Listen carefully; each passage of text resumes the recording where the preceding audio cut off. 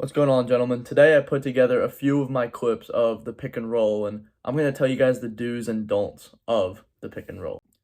Alright, so in this first clip, I just want to say first, the kid that's guarding me was a really good defender, and he was very aggressive.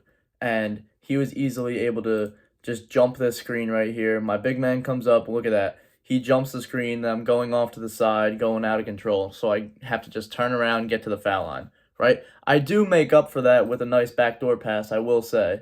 But, and my teammate gets to the foul line. But yeah, you cannot allow this to happen. If you're a guard, you cannot let this man just cut you off like that. And if he cuts you off that much, just change your direction, go the other way. Don't try to keep going outward and, wider. It's not going to do anything. I didn't go shoulder to shoulder with my big man, and that's why this happened. If you look again, I paused it right here. I mean, look at that. I could either change directions, right? Give it an extra second. Boom. If I just went shoulder to shoulder, I would have had a 2-on-1 with my big man, and then that other kid that had to step up, and then that kid was not guarding the kid under the rim, so he would have to step back, or it would have created havoc. But instead, he pushes me to the middle of the floor. Good job by him. And then I'm scrambling, but then we get a nice little, backdoor cut. Next play here, similar position. I go right off my teammate's shoulder, and he gets the layup. That's all it is sometimes. It's just going off his shoulder. Coaches will always emphasize that, shoulder to shoulder, shoulder to shoulder. But it's really how the pick and roll should be ran. Not only is it shoulder to shoulder, you should get so low that your shoulder is at your big man's hip. That's when you have all your leverage. So I'm going to rewind this. Boom. Beautiful pass, beautiful finish. Great stuff right there. Now, as I mentioned before, my defender, he was very aggressive. He was pushing me, moving me all along the court, and he just forced me to pick up my dribble right there and pass the ball. Now, if we were to look at this, he jumps the handoff, or a little bit. He doesn't really jump it, but he just pushes me off my line, right? I'm not going towards the basket. I'm not attacking. He pushes me so far out into the perimeter that I got nothing.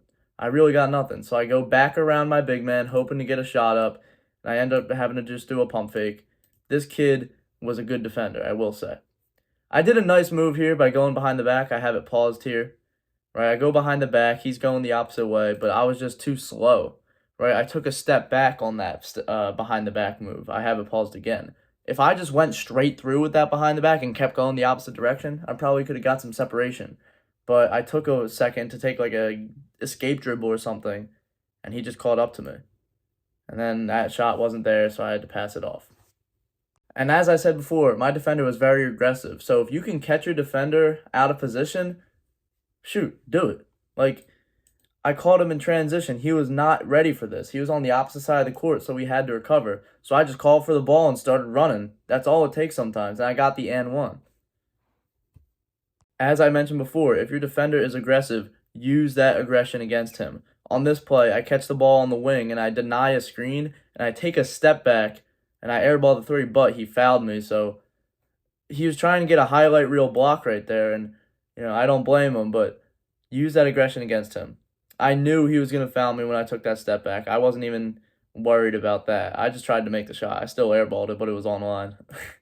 So one more, step away, foul. Use that aggression against him. Alright, so this last play may be the greatest teaching moment of this video. So in high school basketball, there's a lot of dribble handoffs. And here, the defender jumps that dribble handoff really well. So he pushes me so far out. He pushes me out to half court. And that's where I have to start operating. So to recover from this, I do a crossover, but I'm still off balance. Pause it here. I'm way off balance. Look at me. I got my hand touching the floor trying to pick myself back up.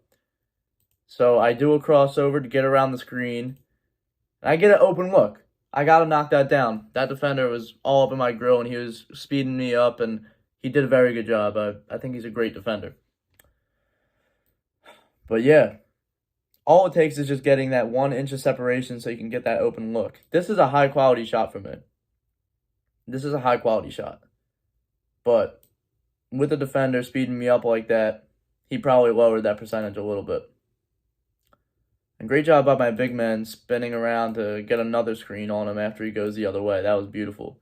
But I'm going to go back to this dribble handoff. For all the guards out there, you cannot allow this to happen. This is a bad read on my part. I should have went backdoor because he was overplaying it so much. But let's say you didn't read that and now you're in this situation. Once again, shoulder to shoulder. Don't allow any gaps in your dribble handoff, right? Get closer to him before you hand that ball off, or else something like that can happen where he jumps it. This could have been a fast break for him, but luckily I was able to catch it.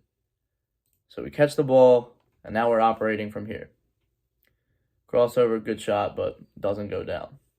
Alright, well, I hope you got some value from this. I know this was a bit of a different styled video than usual, but I thought I would try something new. Hey, if you want a free basketball training routine, top link in the description. It says Sparkplug on it because that was my old YouTube name. Just ignore that. It's still me.